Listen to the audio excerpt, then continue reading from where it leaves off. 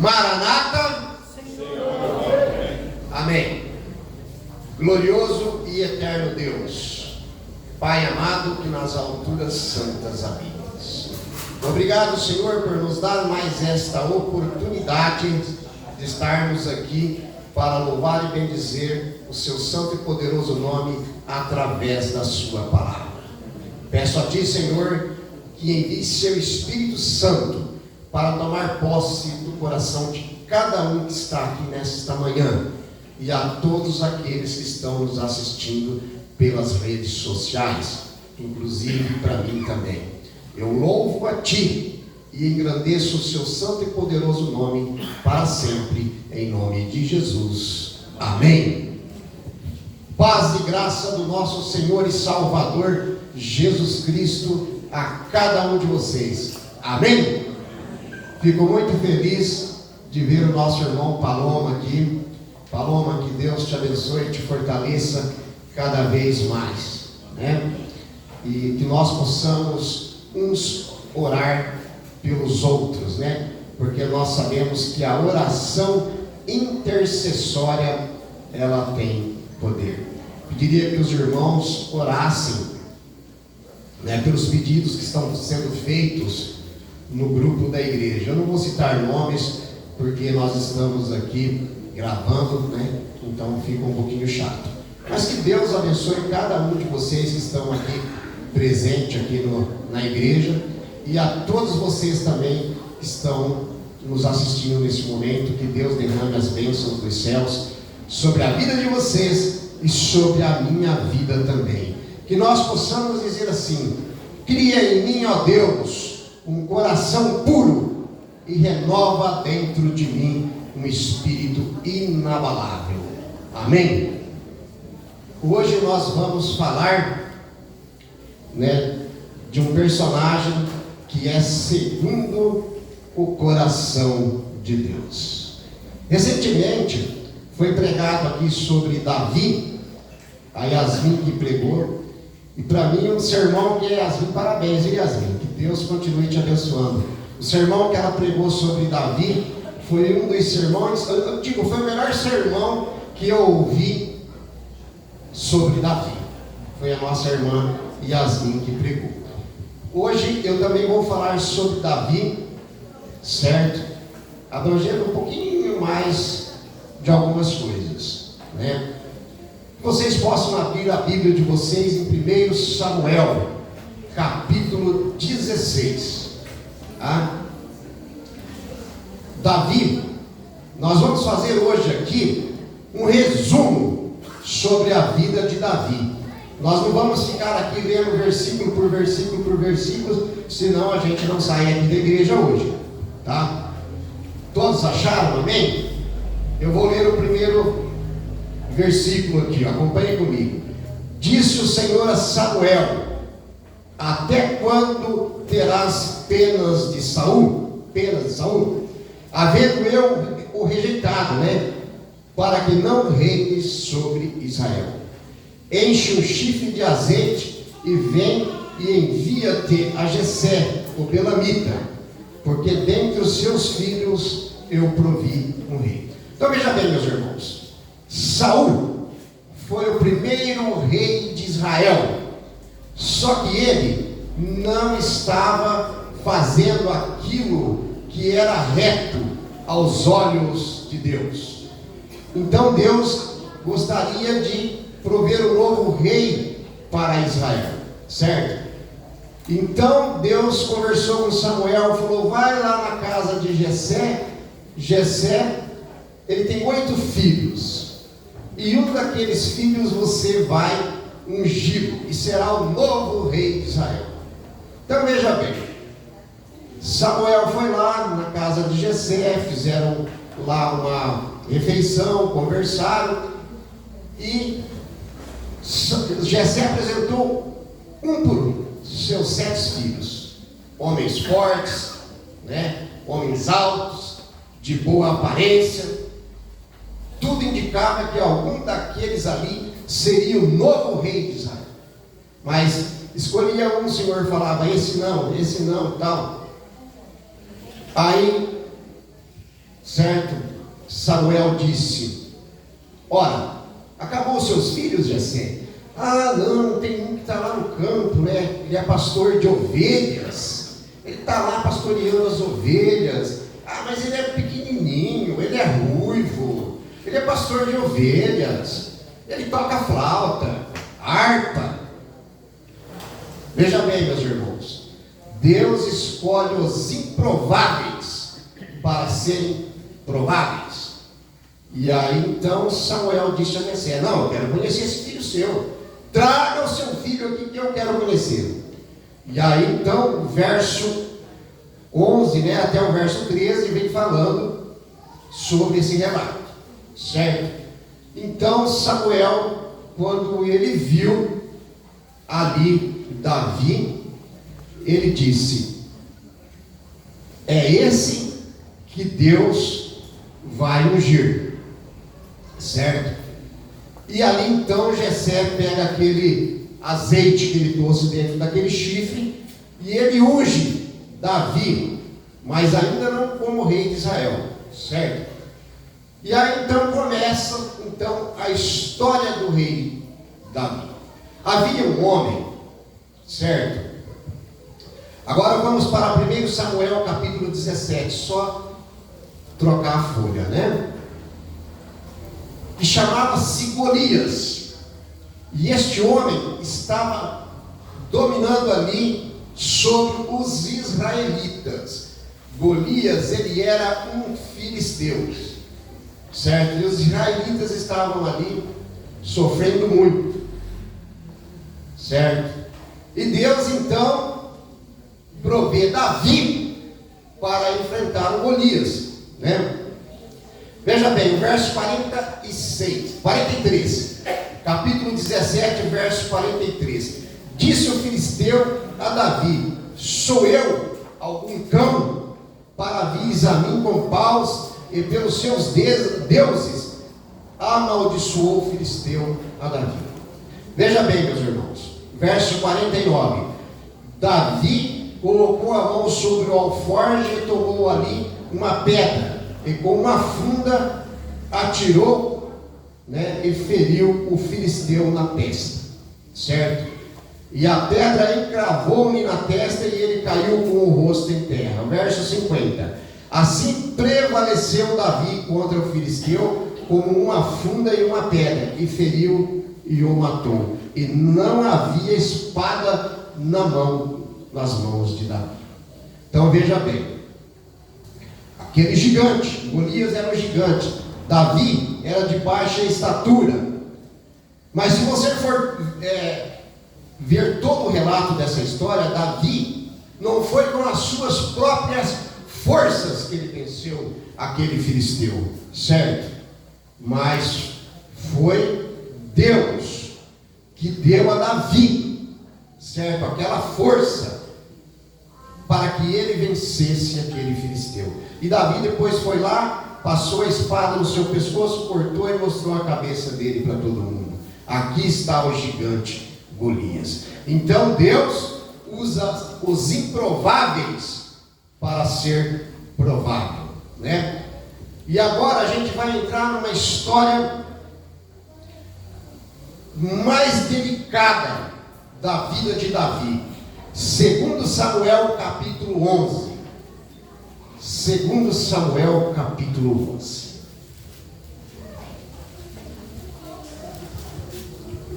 Todos acharam? Então, segundo Samuel capítulo 11, ele vem narrando a história, né, do adultério de Davi com Batseba. Veja bem, eu vou ler aqui apenas o versículo 1.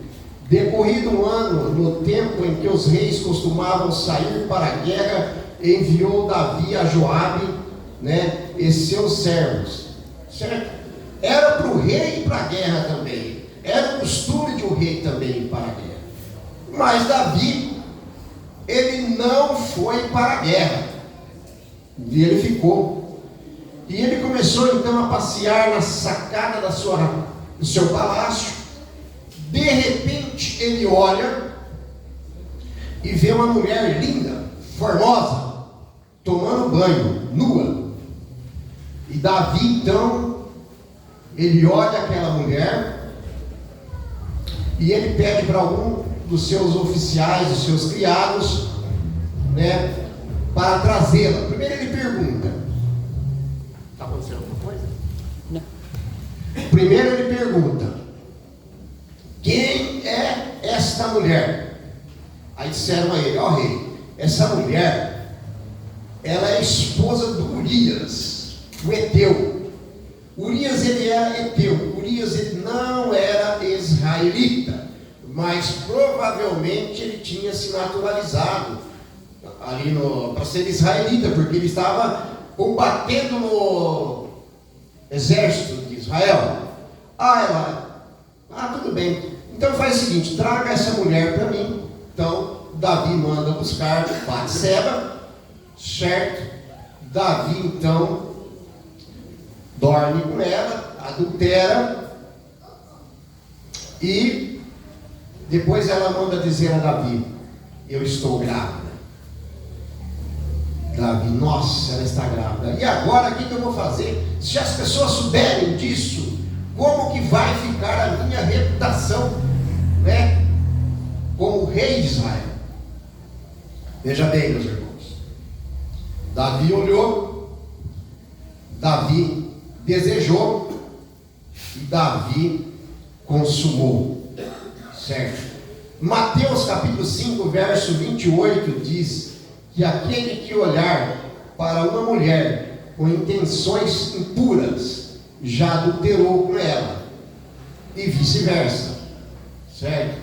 Então veja bem, Davi agora ele fala assim: eu tenho que armar alguma coisa, certo? Para que esse filho seja de Urias. Então Davi manda chamar, certo, lá eu esqueci o nome aqui, pera lá. Urias? Não, mas é o general que está lá. Josafá. Não, alguém disse ali. Joabe, isso. Tem muita coisa aqui. Joabe. Manda chamar Joabe e fala: ó Joabe, é o seguinte, traga Urias aqui para o palácio, que eu quero conversar com Urias. Aí Urias chegou, né? E Davi disse assim: ó Urias, eu sei que você está muito cansado, né? Vai para sua casa hoje. Vai lá, rapaz, deita com a sua mulher, né? Fica com a sua esposa. Urias falou: eu não posso, sabendo que o exército está guerreando, e eu vou lá para minha casa dormir com a minha esposa, eu não posso. E aí ele saiu e ele passou a noite dormindo ali na porta do palácio. Sabe por quê? Porque Urias, ele era um servo de Deus, certo? E ele estava combatendo pelo exército de Israel. Então ele achou: eu não serei justo. Aí falaram para Davi: ó, Urias não foi para a casa dele, Urias ficou dormindo aí na porta do palácio. E Davi disse assim: puxa vida, o que eu vou fazer? Olha, eu vou dar uma festa, Urias vai ser meu convidado, e eu vou embebedar Urias, e aí eu convenço ele a ir para a sua casa. E assim foi feito. Davi deu uma festa, embebedou Urias, certo? Mas Urias continuou dormindo lá na porta do palácio e não foi para a sua casa. Mas daí Davi teve uma ideia diabólica, certo? Ele falou: vou escrever uma carta para o comandante Joabe e vou pedir para ele colocar Urias na frente da batalha, e assim Urias então ele vai ser morto. Então Davi chama Urias e fala: ó Urias, como você é um camarada muito bom, você é um homem sincero, você não entrega para mim essa carta, né, para Joabe? Entrego. E ali mal sabias, Urias, que esta carta era sua sentença de morte. Veja bem, muitas vezes a gente fala, mas nenhum personagem bíblico, nenhum profeta, nenhum rei, nenhum apóstolo, ninguém foi perfeito. Ninguém mesmo, certo? Perfeito é só Deus. E isso, infelizmente, faz parte do ser humano. Hoje a gente ainda vê muitas coisas desse tipo acontecendo. Então, Urias chega a Joabe e fala, o rei mandou entregar essa carta. Ok. Joabe, na hora que ele abre a carta, ele lê, ele fala, puxa vida, mas não é possível isso. Bom, mas se o rei pediu, eu vou fazer. Aí então, colocaram lá Urias na frente da batalha. E ele foi morto. Aí Joabe entra em contato com Davi e fala, Davi, seus planos deram certo. Urias, ele foi morto. Certo? E aí Davi então traz Batseba para o palácio, casa com ela, mas antes disso teve um filho, né? O filho do pecado, esse filho morreu. Certo? Mas aí, veja bem, meus irmãos, Deus conversa com o profeta Natan. Fala, Natan, eu preciso que você vá conversar com Davi, porque o que ele fez não é correto. Meu coração está muito magoado com Davi. E aí então o profeta Natan vai conversar com Davi e falou, Davi, sabe o que acontece, Davi? Eu vou te contar uma história. Tinha um rei, um homem muito rico, e ele tinha muitas posses, né? Eu estou resumindo aqui, viu, irmãos?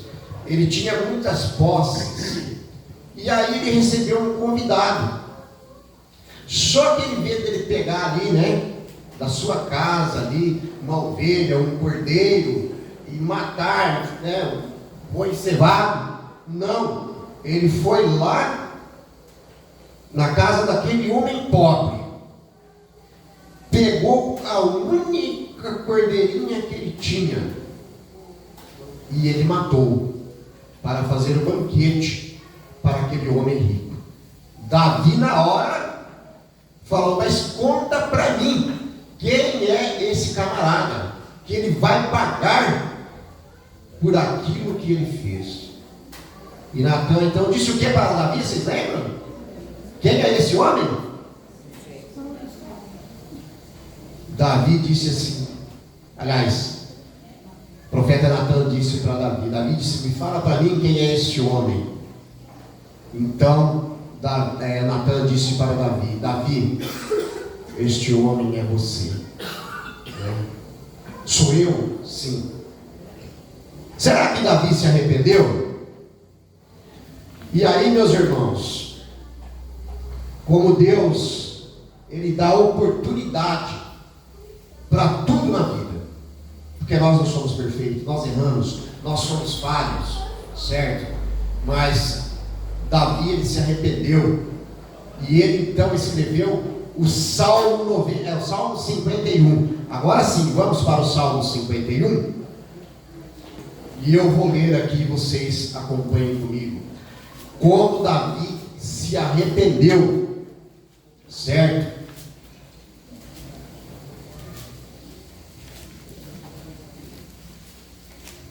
Todos acharam o Salmo 51? Acompanhem comigo. Este salmo, meus irmãos, ele é uma oração de Davi, certo? E é uma das orações mais lindas da Bíblia. É o Salmo 51. Vamos lá. Compadece-te de mim, ó Deus, segundo a tua benignidade e segundo das tuas misericórdias. Apaga as minhas transgressões. Lava-me completamente da minha iniquidade e purifica-me do meu pecado. Certo? Pois eu conheço as minhas transgressões e o meu pecado sempre está diante de mim. Pequei contra ti somente, e fiz o que é mal perante os teus olhos, de maneira que serás tido por justo no teu falar, certo? E puro no teu julgar. E o verso 5, Davi diz assim: eu nasci na iniquidade, e em pecado concebeu a minha mãe.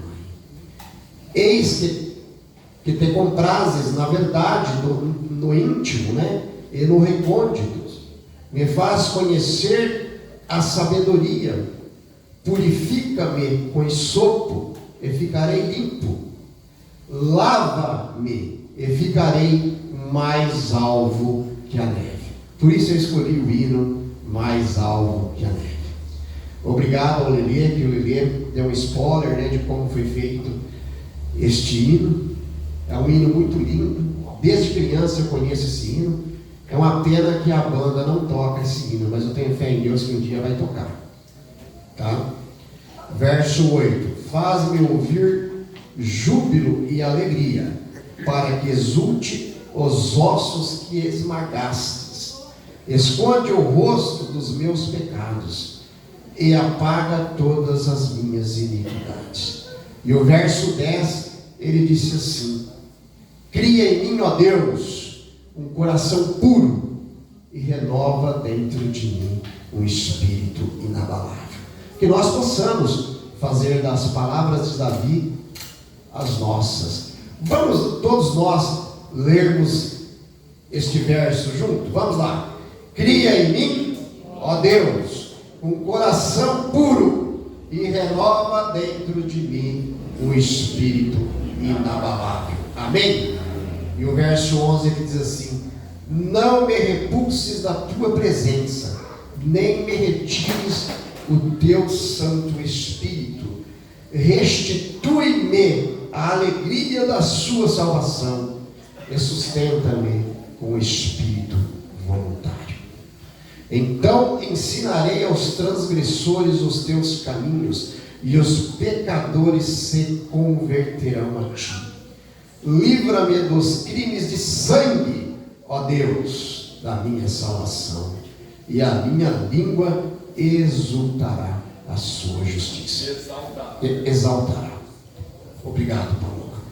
Veja bem, meus irmãos, Davi foi considerado um homem segundo o coração de Deus. Eu até marquei aqui, mas não sei aonde que eu marquei. No livro de Atos, Paulo comenta que Davi é um homem segundo o coração de Deus. Que nós possamos ser um homem segundo o coração de Deus, que as mulheres possam ser as mulheres segundo o coração de Deus, né? Como eu disse aqui, nenhum personagem bíblico, né, foi 100%, sem pecado, sem nada, somente Deus. Jesus viveu 33 anos aqui neste mundo e ele não pecou, porque ele era o Filho de Deus. Aliás, ele é o Filho de Deus, mas ele sabia plenamente que o homem ia pecar, e Deus então traçou o plano da salvação, né? Entregou seu único filho para morrer na cruz do Calvário, por mim e por vocês. Feliz daquele que aceita a morte de Cristo Jesus na cruz do Calvário, certo? Jesus não morreu só por mim, ele morreu por vocês, ele morreu por toda a humanidade. Pena que muitos não aceitam esse sacrifício de Jesus na cruz. Esse foi o maior ato de amor de Deus para com a humanidade: entregar o seu Filho para morrer pelos pecados. Meus irmãos, para vocês que estão nos assistindo também, a salvação era de graça, certo? Mas ela não é uma graça barata. Ela custou a vida do nosso Senhor e Salvador Jesus Cristo. Veja bem, meus irmãos, a salvação, ela está estendida a todos. Agora eu quero dizer uma coisa aqui. Só não vai ser salvo quem não quiser. Sabe por quê? Porque a graça e a misericórdia de Deus é para todos. Só que para ser salvo, você tem que aceitar Cristo Jesus no seu coração. Você tem que dizer a Deus: Pai, toma posse do meu coração. Você tem que renunciar tudo aquilo que tira Deus do primeiro lugar da sua vida, igualmente para mim também. Então, servir a Deus requer renúncia. Nós não podemos servir a Deus só de boca, mas os nossos atos, que a gente pratica no dia a dia, é tudo ao contrário daquilo que nós falamos. Veja bem, meus irmãos, Deus, Ele é maravilhoso. Por isso que Davi reconheceu no seu coração tudo aquilo que ele havia feito, e ele de coração pediu perdão a Deus. Eu sempre costumo dizer o seguinte: pecados confessados são pecados perdoados. Deus já sabe tudo sobre nós. Deus nos conhece mesmo antes da gente nascer. Ele sabe tudo sobre nós. Como falou na lição da escola sabatina, se Deus já sabe tudo sobre nós, por que nós vamos orar e pedir as coisas para Deus? Sabe por quê? Porque a nossa oração traz Deus à nossa presença e eleva a nossa presença também até Deus. Amém? Então é por isso que nós precisamos de Deus na nossa vida. Paloma. Eu só quero fazer uma colocação. Deus não seria plenamente amor se não criasse o livre-arbítrio. Amém. O perdão é ilimitado, mas ele não vai pôr um 12 na sua cabeça para aceitar ele como seu salvador. Então ele é plenamente amor, porque ele nos deu o livre-arbítrio de querer todo mundo. Paloma, meu irmãozinho, muito obrigado. Muito bem a sua colocação, exatamente isso. Deus nos dá o livre-arbítrio. Deus não diz para vocês e para mim: olha, você tem que servir a mim. Se nós fôssemos condicionados a isso, nós seríamos como um robô, certo? Mas não, é o livre-arbítrio. Jesus disse assim: venham todos que estáis cansados e sobrecarregados, que eu vos aliviarei, porque o meu fardo é leve e o meu jugo é suave. Só para terminar o sermão aqui, vamos fazer duas colocações, dois exemplos de pessoa. Judas, se ele se arrependesse, seria salvo, certo? Mas ele não se arrependeu, ele teve remorso, certo? Passou uma corda no pescoço e se enforcou. Pedro, Jesus disse para ele: antes que o galo cante 3 vezes, você me negará. Pedro: que isso? Jamais. Aonde o Senhor for, eu vou também, E todos vocês já conhecem a história de Pedro. Quando o galo cantou pela 3ª vez, Pedro se arrependeu e chorou amargamente. Só no Pentecoste, em uma única pregação, Pedro batizou 3.000 almas para a honra e glória do Senhor e Salvador Jesus Cristo. Amém? Nós pedimos então que o pessoal do louvor chegue-se até a frente, E assim nós vamos concluir a palavra de hoje, certo? Que Deus derrame as bênçãos dos céus sobre a vida de vocês e sobre a minha vida também. Amém?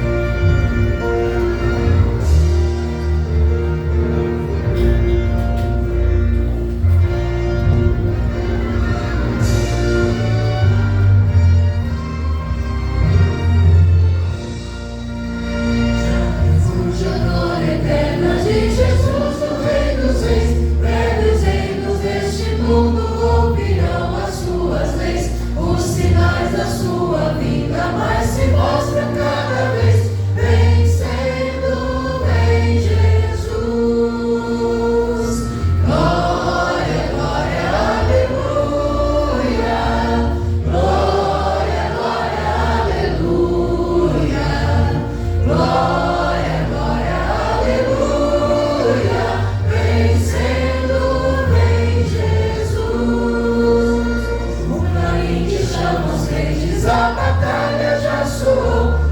Na frente do seu povo, multidões já conquistou. O inimigo em retirada, seu furor manifestou.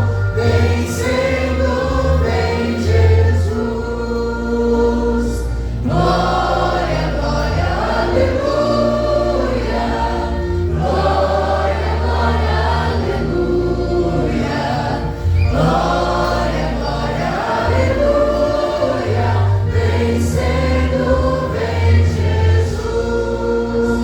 E por fim entronizado, as nações há de julgar. Todos grandes e pequenos o juiz hão de encarar. E os temidos triunfantes em fulgor hão de cantar. Vencido tem Jesus. Glória, glória, aleluia. Glória, glória, aleluia. Glória, glória, aleluia. Vencido tem Jesus.